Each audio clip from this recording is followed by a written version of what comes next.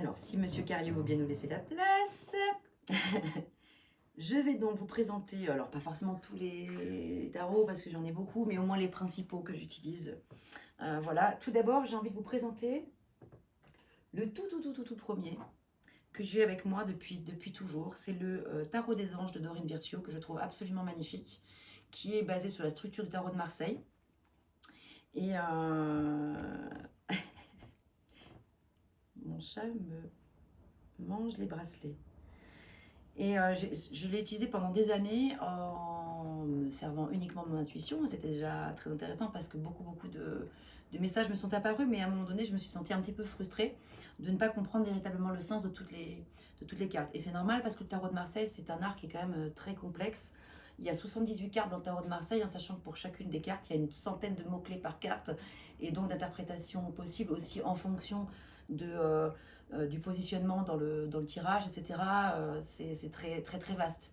Et donc ça fait quelques années que je me forme et je continue à me former et j'espère que je continuerai toujours à apprendre parce que c'est long en fait l'apprentissage, hein, c'est l'histoire de toute une vie.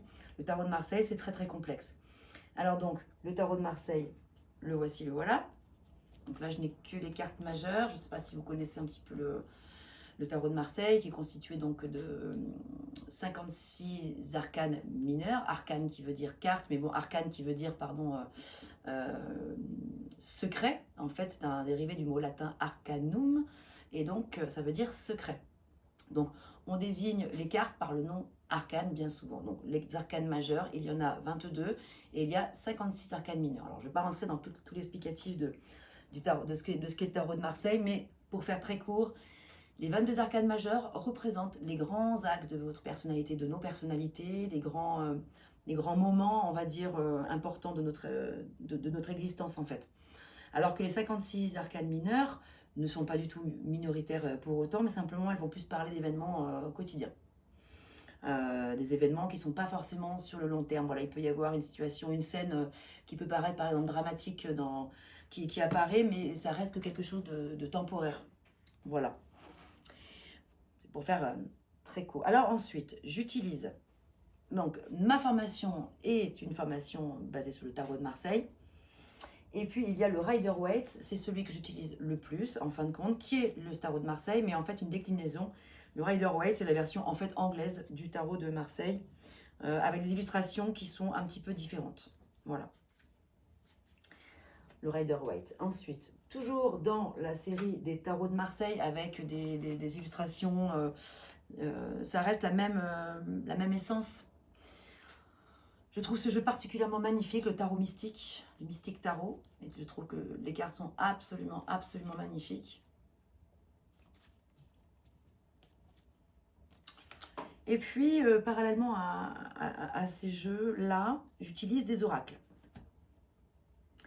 Alors là, par exemple, ici, ce sont les oracles que j'utilise pour les signes astrologiques.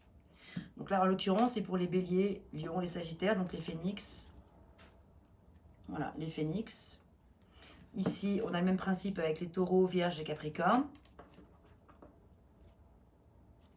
Et enfin, ici, nous avons les Atlantes, cancer, scorpion, poisson. Et il me manque un jeu que je vais retrouver bientôt, les monarques, pour les 3 autres signes. Ici, j'utilise beaucoup le tarot des fleurs. Donc tous ces jeux que je vous présente, ce sont des jeux que je vais être amenée à utiliser pour ces vidéos. Ensuite, pour des guidances personnalisées, donc pas dans le cadre de ces vidéos, mais sur rendez-vous. Là, comme ce sont des cartes que je ne peux absolument pas utiliser pour des énergies générales, ça ne voudrait vraiment rien dire. Il faut vraiment que ce soit associé à la personne. Parce que là, par exemple, ce jeu-là, qui est absolument formidable, mais qui ne parle pas non plus à tout le monde, parce que tout le monde n'est pas sensible. Alors, c'est l'oracle réminiscence des vies antérieures. Donc c'est absolument fascinant, mais c'est particulier comme thème, tout le monde n'y croit pas forcément, ne s'y intéresse pas spécialement. Toujours est-il qu'on y croit pas, de toute façon, je ne peux pas le faire sur cette chaîne YouTube. Parce que voilà, ça parle vraiment de choses qui sont extrêmement personnelles et voilà, qu'il faut que je fasse seul à seul avec la personne. Où on fait en fin de compte un retour dans son histoire en fin de compte. pour mieux permettre de comprendre certains de ses traits de caractère, etc. Et alors, il y a celui-ci que j'utilise aussi plutôt dans la guidance personnelle, qui est absolument formidable. Ça, ce sont uniquement des modèles de cartes. Il y a 78 modèles de cartes, de tirage de cartes. Alors, par exemple, bon, ce projet de vie tient-il la route? Voilà, je sais que là, j'ai un modèle que je peux utiliser. Un modèle juste de positionnement de cartes. Hein. Voilà, l'une des cartes qui va représenter donc la personne, ce que représente son projet, la place que cela prendra dans sa vie, ce que ça lui apportera, ce que la personne apportera grâce à ce projet et le conseil. Voilà, et donc ça c'est pareil, c'est quand même mieux de le faire en direct avec la personne. J'ai le tirage égyptien, il y a des portraits psychologiques.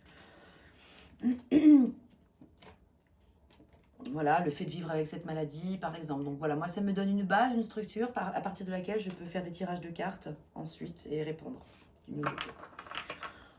Voilà, alors ça, c'est une présentation rapide d'une partie des jeux que j'utilise le plus. Ce qui est important pour moi de vous indiquer aussi, c'est que je ne suis pas une diseuse de bonne aventure, je ne lis pas dans la boule de cristal, même si je l'ai ici, qu'elle m'accompagne énormément, mais je ne suis pas d'Amirma, voilà, je ne fais pas de la voyance, je ne fais pas du divinatoire, je n'ai pas d'une part pas du tout la prétention de prédire l'avenir de qui que ce soit. Ce serait premièrement très prétentieux et ce serait dramatique même, parce que ça peut être même complètement tout simplement dangereux.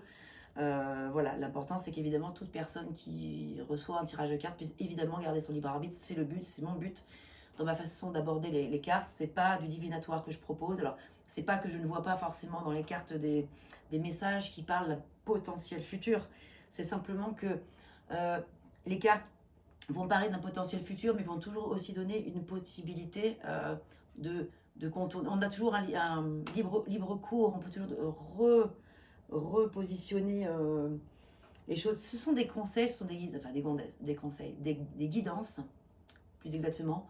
C'est un outil pour moi de développement personnel, de connaissance de soi, de connaissance de situation, qui peut parfois même sacrément aider à démêler dans bien des domaines. Voilà, donc